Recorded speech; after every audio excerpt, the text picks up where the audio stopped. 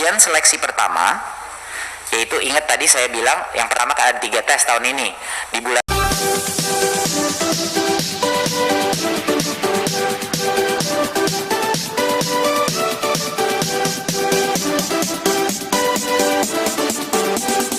Sekarang kita masuk kepada kebijakan afirmasi. Jadi Bapak Ibu, kita memikirkan bagaimana caranya kita mendukung dan memberi nilai tambah kepada pengalaman di dalam dunia pendidikan tanpa mengurangi minimum kompetensi yang bisa terdemonstrasikan melalui tes seleksi ini.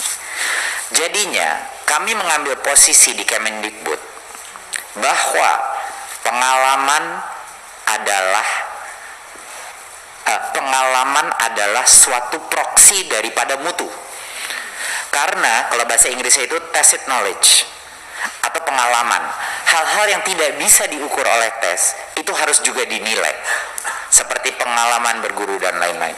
Nah, jadinya setelah juga dengan Pan RB dan melakukan berbagai macam negosiasi, jadi kita menentukan adalah kita akan memberikan bonus point untuk passing grade. Jadinya apapun passing grade-nya, peserta dengan umur 40 ke atas, ya, 40 tahun ke atas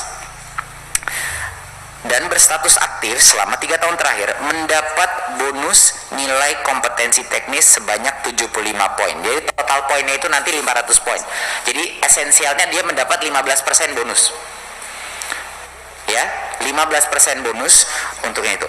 Dan bukan hanya untuk yang di umur 40, peserta-peserta penyandang disabilitas juga mendapat nilai bonus sebanyak 10% dari maksimal bonus. Jadinya ini adalah kebijakan afirmatif tanpa mengorbankan minimum kompetensi yang dibutuhkan untuk para siswa. Jadi itu adalah kompromi yang kita harus selalu. Pertama, kita harus lindungi siswa kita. Kedua, kita harus memberikan nilai tambah untuk pengalaman, Bapak Ibu. Karena pengalaman itu ada nilainya yang belum tentu bisa dites, gitu. Jadi itu adalah landasan filosofis daripada afirmasi ini. Afirmasi ini bukan kita berikan karena ya memang sudah lama bekerja, bukan. Kita memberikan afirmasi ini karena menurut kami pengalaman itu ada nilainya dan harus dihargai dan belum tentu bisa dilihat melalui tes. Nah, satu hal lagi, poin yang penting di atas ini, ujian seleksi pertama, yaitu ingat tadi saya bilang yang pertama ada 3 tes tahun ini. Di bulan Agustus adalah tes yang pertama, ya. Untuk yang pertama itu hanya untuk guru honorer di dalam sekolah negeri masing-masing. Jangan lupa ya, tes seleksi P3K ini adalah untuk memposisikan guru di dalam sekolah negeri. Jadinya kenapa kita membilang guru honorer yang sedang kerja di sekolah negeri duluan? Karena mereka sudah lokasinya di situ. Jadi mereka diberikan ronde pertama di bulan Agustus, lalu sisanya boleh bergabung di 2 ronde berikutnya. Ujian seleksi kedua dan 3 terbuka semua honorer. Jadinya kita pastikan kita prioritaskan karena kami juga mendapat banyak masukan. Loh, guru-guru yang sudah ada di sekolah itu harusnya yang mendapat prioritas dulu gitu sebelum guru dari misalnya lulusan PPG dan yang baru. Ini banyak sekali yang sudah melakukan komplain baik ke Komisi 10 maupun ke kita. Jadi itu yang kita lakukan. Jadi sequencingnya aja. Yang pertama mengambil tes, baru kedua, ketiga dibuka.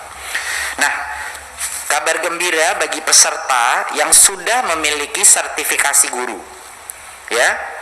Jadi tes kompetensi ini, tes seleksi guru P3K ini ada beberapa komponennya, Bapak Ibu. Ada komponen teknis, ada komponen manajerial, sosiokultural, dan ada komponen wawancara atau esai tertulis yang dikirim.